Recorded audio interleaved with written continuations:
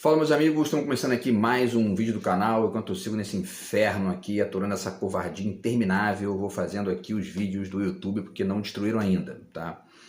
No vídeo de hoje, vamos falar sobre a Guerra Fria, tá? Porque agora, em dezembro, vamos completar aí 35 anos do fim da Guerra Fria, né? Daquele conflito lá que durou, enfim, desde a Segunda Guerra, do final da Segunda Guerra Mundial até ali 1989, 1990, envolvendo os Estados Unidos e União Soviética, e aí esse processo rolou ali um fim, né, nesse processo no ano de 1989, 90 e 91. Tá? Vamos falar um pouquinho sobre isso, porque tem 4 datas ali que são importantes, mas enfim, a data que eu estou citando, que vai completar 35 anos agora, é justamente o dia 3 de dezembro de 1989, quando o Bush e o presidente Bush, né, e o Gorbachev anunciaram o fim da Guerra Fria. Tá? Então tem 35 anos isso.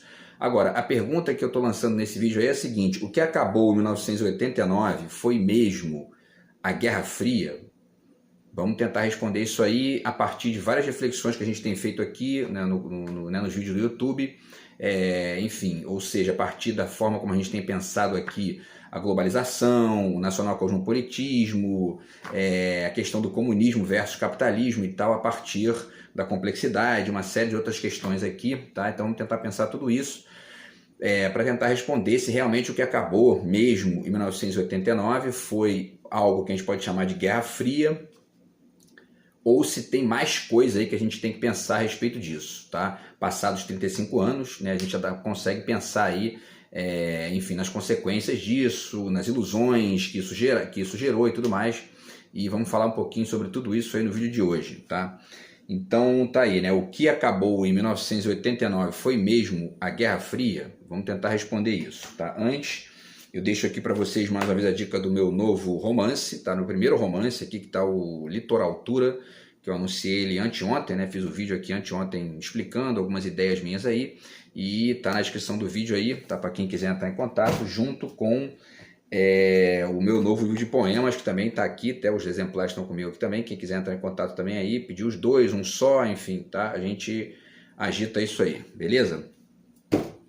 Então, pessoal, vamos lá, vamos falar rapidamente aqui. Antes, já vale dizer que o que está norteando aqui essa reflexão, como sempre aqui, né, no decorrer dos vídeos, é a noção de complexidade do Edgar Morin, tá? E também alguma coisa aqui muito importante da noção de homem plural do Mia Couto, aqui, que eu já citei para vocês várias vezes aqui nos vídeos do canal, tá? Então aquela coisa do homem plural e a minha ideia de nacional cosmopolitismo, que tem conexão com isso aqui, com mais a complexidade do Morin e outras coisas mais aí que são chaves interessantes para entender o mundo de hoje, e também alguns eventos do passado, né, articulados com o que a gente tem visto nas últimas décadas aí. É isso que a gente vai fazer agora em relação à questão da Guerra Fria, tá? Então vamos lá, pessoal. São 4 datas, então, tá? Que eu separei aqui, que são as datas mais importantes relacionadas àquele evento ali, aquelas movimentações que já estavam encaminhadas, né, desde que o Gorbachev entrou no poder na União Soviética, na antiga União Soviética, e aos pouquinhos foram se desenhando e tal, e culminaram ali com o fim da Guerra Fria e com o fim da própria União Soviética, tá? Então as datas são justamente essa data que eu falei no início, quer dizer, o dia 3 de dezembro de 1989, tá? Então, portanto, a data em que o Bush, o primeiro presidente Bush, e o Gorbachev se reuniram para anunciar o fim da Guerra Fria, tá? É esse evento que a gente vai comemorar 35 anos agora, em dezembro. A segunda data aconteceu no ano seguinte, no dia 15 de outubro de 1990, quando o Gorbachev ganhou o Nobel da Paz, exatamente por isso, tá? Depois, quer dizer, ainda antes, em 1989, antes ainda do anúncio do fim da Guerra Fria, no dia 3 de dezembro, aconteceu pouco menos de um mês antes a queda do Muro de Berlim, né? Caiu no dia 9 de novembro de 1989, tá? E, enfim, e aí no ano seguinte, em outubro, né, no mesmo mês em que o Gorbachev ganhou o Prêmio Nobel, a Alemanha estava se reunificando, né? A Alemanha Oriental e a Alemanha Ocidental estavam se reunificando, passaram a ser de novo, voltaram a ser, né, uma Alemanha só, tá? E a quarta data aconteceu um ano depois, no dia 26 de dezembro de 1991, quando aconteceu então a dissolução efetiva da União Soviética e, enfim, né, as repúblicas ali que passaram a ser satélite da Rússia foram desmembradas e voltaram a ser países, enfim, autônomos, independentes, assim como os países do leste europeu, salvo ali a Iugoslávia, que teve uma guerra, né, da guerra da Bósnia e tudo mais. Mas enfim, esse processo acabou se encaminhando a partir dessas 4 datas aqui, tá? E aí, pessoal, o Gorbachev é uma figura importante nesse processo, porque ele foi ali o 6º presidente da União Soviética e foi o cara que começou a articular esse desmembramento aí, tá? O Gorbachev nasceu no dia 2 de março de 1931 e faleceu no dia 30 de agosto de 2022, né, com 91 anos, tá? Então ganhou o Prêmio Nobel da Paz. Bom, e aí eu pensei também aqui em 3 questões rápidas para poder pensar em relação a essa ideia essa expressão Guerra Fria, né? Porque cito de novo aqui um trecho de uma autora, que é até da psicanálise, mas enfim, ela está citando aqui, na verdade, filosofia, ela está falando de reflexão, e ela diz que ela fala sobre o uso excessivo das palavras, o quanto que isso acaba gerando uma certa anestesia, né? O nome dela é Maria Cristina Poli, e ela diz que ela defende aqui, né, um processo que ela chama de restauração do valor significante. E ela diz a aplicação excessiva de uma palavra, ou no caso de uma expressão, né, Guerra Fria, podendo efetivamente transformá-la em uma palavra vazia, cujo excesso de significado é índice da ausência de sujeito.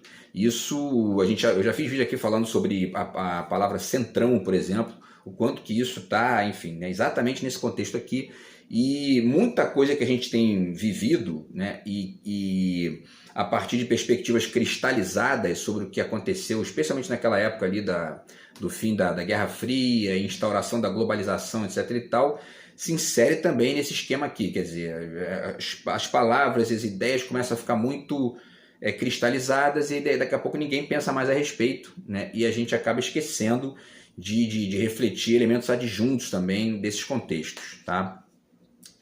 E aí ela diz aqui, finaliza dizendo que o único serviço que a reflexão pode oferecer é o de restituir uma memória às nossas palavras e de ponderar seu emprego através de uma consciência exata das criações de sentido que caíram no esquecimento ao caírem no uso comum, né?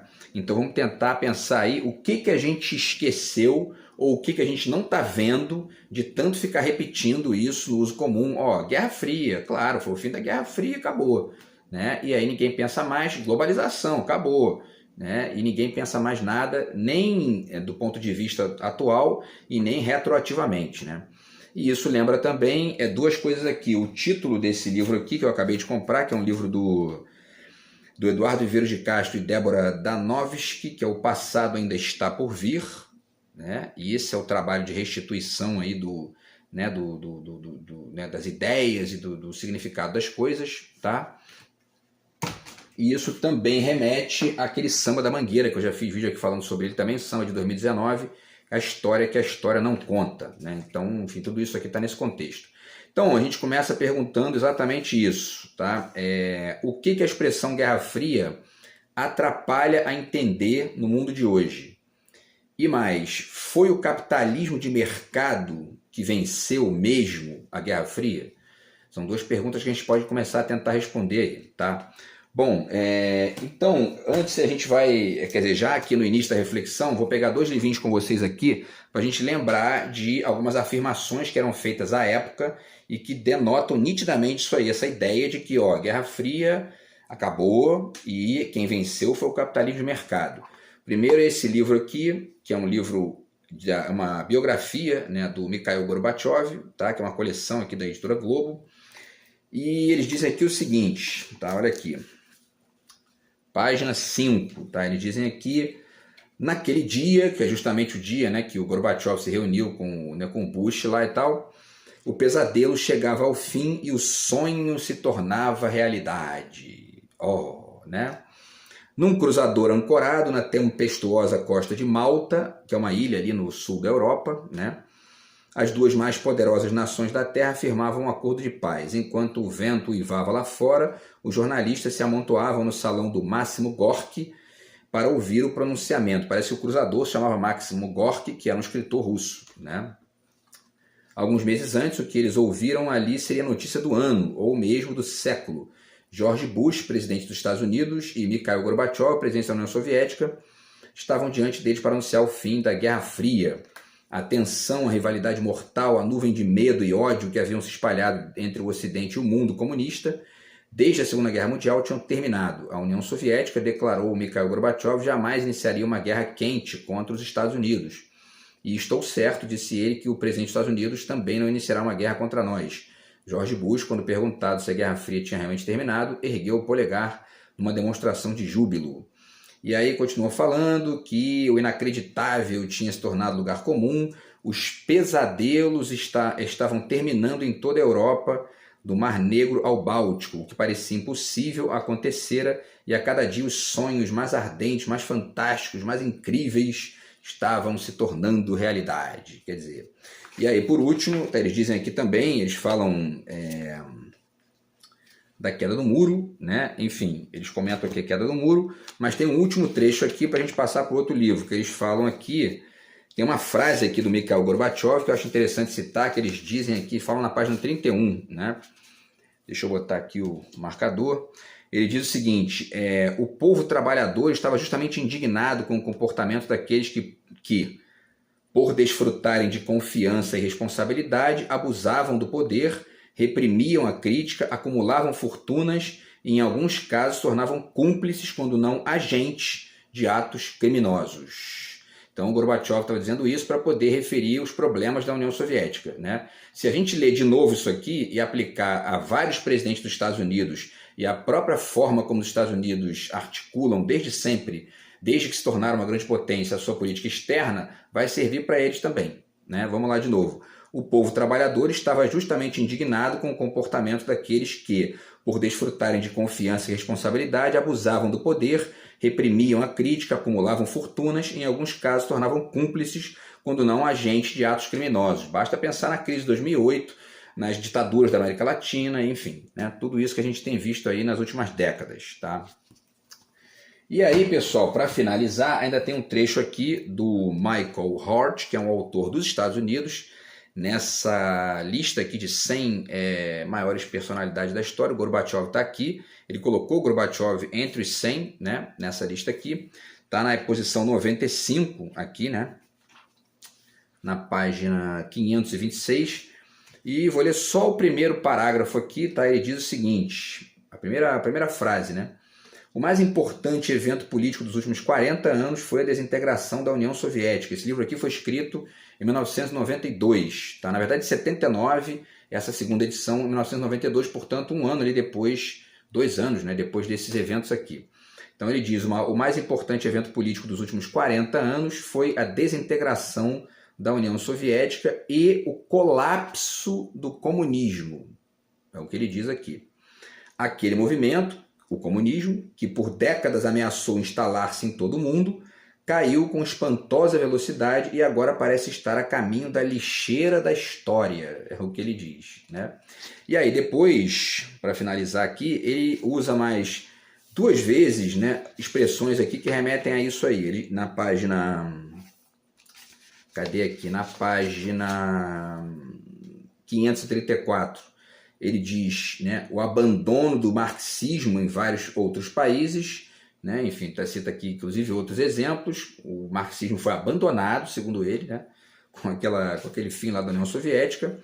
E, por último, na página 538, ele também fala em derrota do marxismo, né? Tudo isso aqui, tá? Então tá aqui de novo o trabalho do Michael Hart, tá?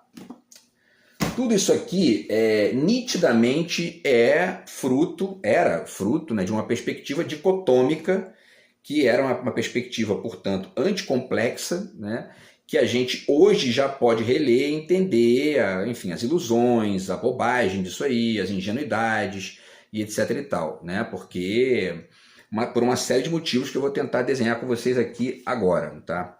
Então vamos lá, escrevi aqui um roteirinho para poder seguir uma sequência lógica aqui, né? Então vamos lá. Primeiro, a expressão Guerra Fria ajuda a esconder as dezenas de conflitos armados que rolaram. Isso aqui eu estou respondendo já as perguntas que eu fiz no início do vídeo, né? Então, relembrando, o que a expressão Guerra Fria atrapalha a entender? Porque essa palavra fria, né? Por que é fria? Porque os Estados Unidos não atacou diretamente a União Soviética e nem a União Soviética atacou diretamente os Estados Unidos. Porém, a expressão é meio que generalizada. E isso tem problemas. Tá? Para além disso, tem a segunda pergunta: foi o capitalismo de mercado que venceu mesmo? Né? Então vamos começar a responder. Primeiro, né, a expressão Guerra Fria ajuda a esconder as dezenas de conflitos armados que rolaram na época, na América do Sul quase inteira, né?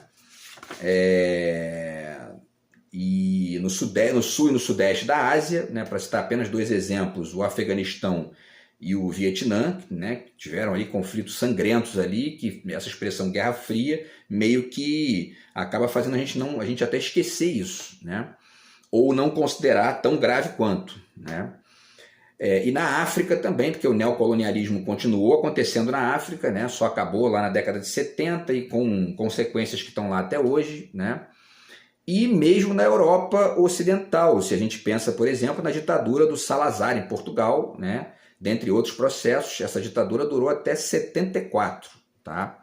Então, quer dizer, tudo isso aconteceu nesse período que se chama aí de Guerra Fria, né? E situações que de frias não tiveram nada, né? Bom, e aí essa ideia de que o pesadelo acabou ali também, né, é uma ideia equivocada, mesmo sendo escrita em 92, porque naquele momento já estava acontecendo a guerra, né, na Bósnia lá e tal. Então, naquele momento ali ainda havia conflito, ainda havia uma série de problemas ali na Europa, tá? Aquela região virou um inferno, né, a Bósnia e tal, a Sérvia ali e tal. Enfim, outro detalhe aqui, tá? Isso que os críticos... Assim, antes ainda, só para deixar as referências aqui, porque eu falei de conflitos na América Latina, né? Então tá aqui os discursos do Che Guevara, do Allende, do Chávez e tal, na ONU, que descrevem parte desses conflitos, tá? Esse livro aqui do Emir Sader, que descreve as ditaduras em Cuba, no Chile... aliás, a Revolução Cubana, né, e a ditadura do Pinochet no Chile e a questão da Nicarágua, tá todas acontecendo naquele período que se chama de Guerra Fria, né? E esse livro aqui, Noturno de Havana, que é um grande livro aqui do T.J. English, que mostra como que os Estados Unidos, enfim, né, sabotaram ali Cuba durante 10 anos, tá? Durante bastante tempo, ali, durante a ditadura do Fulgêncio Batista, antes da Revolução de 59, tá? Portanto, dentro desse período que se chama de Guerra Fria, e de uma forma que de fria não teve nada, né? Então também vale pensar isso aí. O que mais? E que envolvia diretamente os Estados Unidos, né? Que segundo essas figuras aí, né? Enfim, transformaram o pesadelo em sonho. Essa galera aqui toda vai discordar radicalmente disso, né? Bom, continuando aqui, isso que os críticos da União Soviética chamam de pesadelo, que foi a ditadura comunista no leste europeu e em parte da Ásia, seria, nessa visão, então, o oposto da liberdade de mercado capitalista dos Estados Unidos, né? E do Ocidente influenciado por eles, pelos Estados Unidos. Acreditar nisso, ou seja, nessa dicotomia radical, comunismo são os ruinzinhos e os capitalistas são os bonzinhos, ignora 4 coisas fundamentais. Vamos lá. Primeiro, as ditaduras plantadas pelos Estados Unidos em toda a América do Sul. A América do Sul foi, basicamente, naquele período das ditaduras militares, uma espécie de leste europeu dos Estados Unidos. É só pensar, é só estudar o que aconteceu aqui, né? Mataram o presidente do Chile para botar o Pinochet lá, ditadura na Argentina, ditadura enfim, né? no Equador, ditadura em todos os lugares, né? No Brasil, que aconteceu também uma ditadura aqui de 21 anos, né? Então a América do Sul foi uma espécie de leste europeu dos Estados Unidos, desses bonzinhos aí, né? Esses capitalistas bonzinhos, né? Bom, segunda coisa que essa dicotomia bonzinhos capitalistas versus comunistas malzinhos, ruinzinhos, né, ajuda a ignorar é que o fortíssimo protecionismo de Estado dos Estados Unidos. Impostos altos, Estado forte, proteção da economia local, subsídios, investimentos altíssimos por dinheiro público, NASA, tecnologia, etc., tudo a pretexto de defesa, né? E as bases militares que eles foram colocando no mundo todo para defender, ou melhor, para coagir em favor dos seus mercados, né? Então, tem vários exemplos interessantes aqui nesse livro da Mariana Mazzucato, O Estado Empreendedor, tá? E ela diz aqui, né, desmascarando o mito do setor público versus setor privado. Vou citar apenas um exemplo que ela cita aqui, tá? Está na página 109. Ela diz o seguinte aqui: o Estado empreendedor dos Estados Unidos. Apesar da percepção dos Estados Unidos como o epítome da criação de riqueza liderada pelo setor privado, na verdade foi o Estado dos Estados Unidos que se envolveu em escala maciça com os riscos do empreendedorismo para estimular a inovação. Neste capítulo, que é o capítulo 4 desse livro aqui, são dados 4 importantes exemplos de sucesso dessa intervenção estatal dos Estados Unidos na economia interna para estimular o empreendedorismo e inovação. A DARPA, Agência de Projetos de Pesquisa Avançada de Defesa do Governo Americano, a SBIR, tá, que é o Programa de Pesquisa para Inovação em Pequenas Empresas, o Orphan Drug Act, que a União Europeia aprovou depois em 2001, né, o seu próprio, imitando o decreto aprovado nos Estados Unidos em 1983, portanto dentro ainda do processo da chamada Guerra Fria, e a National Nanotechnology Initiative, ou seja, Iniciativa Nacional de Nanotecnologia. Agora olhem só isso aqui. O que elas têm em comum é uma abordagem proativa do Estado para moldar o mercado a fim de impulsionar a inovação. O que se descobre é que, além de ser uma sociedade empreendedora, um lugar onde é culturalmente natural criar e expandir um negócio, os Estados Unidos são também um lugar onde o Estado desempenha um papel empreendedor, fazendo investimentos em áreas radicalmente novas. O Estado forneceu o financiamento em estágios iniciais, onde o capital de risco fugiu, ao mesmo tempo em que comissionava no setor privado uma atividade altamente inovadora que não teria acontecido sem políticas públicas com visão e estratégia definidas. Quando ela fala comissionava, são as compras governamentais, né, que o Ciro Gomes fala bastante disso desde sempre aí, né, tem bastante exemplo no livro dele também. Então, quer dizer, isso aqui, ou seja, esse papel do Estado nos Estados Unidos para fomentar a economia local, sempre foi escamoteado da discussão e sempre fica aparecendo, quando a gente percebe nitidamente lendo essas bobagens, enfim, otimistas e floridas sobre a liberdade de mercado versus o comunismo, né, estatal, mauzão, né? Isso mostra nitidamente que isso é uma balela gigantesca, né? E a intervenção estatal dos Estados Unidos na economia sempre foi gigantesca. Não é à toa que eles se tornaram o maior PIB do mundo, o maior orçamento do mundo, exatamente dessa maneira, investindo no Estado e o Estado investindo na economia, tá? E aí sustentar essa dicotomia, né, entre o capitalismo bonzinho e o comunismo malzinho atrapalha a entender isso, né? Porque existe a ideia de que o comunismo é intervenção estatal na economia, né? Bom, o que mais? Terceira coisa que isso ignora, né? Ignora também que, enquanto todo mundo acreditava nessa polarização estrita entre o capitalismo de livre mercado dos Estados Unidos, bonzinho, versus a ditadura comunista não soviética, malzinho, enquanto o mundo inteiro acreditava que só existiam essas duas perspectivas, em parte da Europa Ocidental se desenhava aos poucos um tipo de experiência mista que ia englobando, com erros e acertos, parcelas interessantes da economia de mercado com parcelas interessantes do chamado comunismo. Certo? Então isso também, essa dicotomia, né, acreditar que o que acontecia ali era uma guerra fria entre comunismo e capitalismo, cegou para a percepção dessas experiências mistas que estavam rolando especialmente na Europa. né? E quando a gente olha para os países da antiga cortina de ferro, isso aqui é muito importante, hein?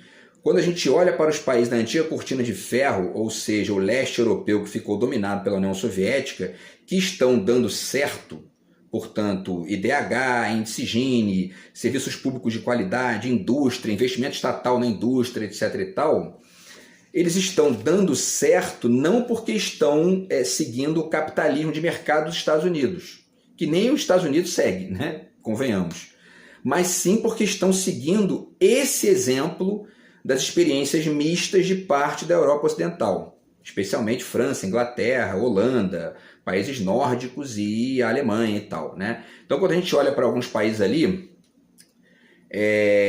tipo, enfim, Eslovênia, e vários outros ali, né? Vários outros ali da República Tcheca, Estônia, Letônia, Lituânia, vários países que eram satélites da União Soviética, estão com uma série de componentes de avanço, de IDH, de Gini, de serviço público, etc. e tal, muito melhores, por exemplo, do que a gente aqui na América Latina, que continua subdito aos Estados Unidos. Continuamos a ser aqui, em alguma medida, o leste europeu dos Estados Unidos, né? E aí, ao mesmo tempo, quando a gente olha para o que está rolando hoje no mundo, se mantém uma diferença violenta de renda, IDH, índice Gini, etc., entre a Europa Ocidental e a Europa Oriental, portanto, Eslovênia, Eslováquia, República Tcheca, Estônia, Letônia, Lituânia, que a gente olha ali tem a renda per capita média é $50 mil, 45 mil, 60 mil, 70 mil, né? IDH estão sempre ali entre os 20 primeiros, 30 primeiros, Gini também, etc. e tal. Tem uma diferença quando a gente olha para o mundo de hoje gigantesca entre os indicadores desses países que foram do leste da Europa e também os ocidentais, né? E a América do Sul inteira. A melhor renda per capita aqui da América Latina, da América do Sul, né, é a do Chile, que chega ali a 26, 27 mil dólares por ano, que é metade da média europeia, né? Enfim, por quê? Porque lá eles estão seguindo a lógica mista que se desenvolveu na Europa a parte dos excessos de Estados Unidos e de União Soviética. Enquanto que aqui a gente segue impedido de chegar nessa lógica mista exatamente por conta da manutenção dos excessos do capitalismo de mercado, neoliberalismo, melhor dizendo, dos Estados Unidos, via golpes, pressões, acordos espúrios, impostos pelo FMI, etc. e tal, tá? Então a América Latina segue sendo uma espécie de cortina de ferro disfarçada de democracia. E o nosso Kremlin é a Casa Branca, né? E os espiões infiltrados da KGB, ou seja, da CIA, são os nossos próprios habitantes quando eles são de direita, certo? E aí o quarto e último aqui para a gente finalizar, pessoal, tudo isso é ignorado também porque se criou a ilusão de que a União Soviética praticou a única forma possível de comunismo. Isso gerou a ilusão derivada de que o comunismo acabou porque a União Soviética acabou, né? E a cegueira também daí derivada para as complexidades mistas descritas no número 3, que eu citei aqui, né? Então, quer dizer, essas são aí consequências, né, da visão equivocada, deixa eu ver o tempo aqui, da visão equivocada de que, o que acontecia na tal Guerra Fria era uma guerra entre o capitalismo de mercado bonzinho dos Estados Unidos e o comunismo malzinho da União Soviética, né? E aí, quer dizer, isso passou a cegar as pessoas, e quando acabou, né, a União Soviética, então a maioria das pessoas passa a considerar, não, então acabou o comunismo.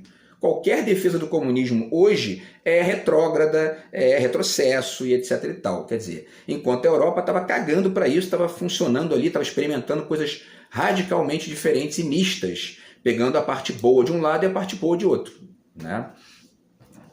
Então, pessoal, só para finalizar o vídeo, a gente responde as perguntas, né? O que a expressão Guerra Fria atrapalha a entender hoje? Que, o comunismo não acabou, que ele não é essencialmente ruim, que ele faz parte de uma lógica mista com aspectos positivos e negativos. E que o capitalismo não é essencialmente bom e que também tem aspectos bons e aspectos ruins que estão aí, enfim, oscilando nessas lógicas mistas e complexas, tá? E a segunda pergunta, tá? Foi o capitalismo de mercado que venceu mesmo? Claro que não, claro que não, né? Quem está vencendo mesmo no mundo são as lógicas mistas. Essas estão vencendo porque tem menos pobreza, melhor IDH, melhor índice Gini, melhor serviço público, mercados mais interessantes, enfim, e menos pobreza, né? Que é isso que realmente interessa. Beleza, pessoal? Então é isso. Essa foi a reflexão do vídeo de hoje aí e a gente se fala no próximo vídeo, beleza? Grande abraço aí, tamo junto, fui.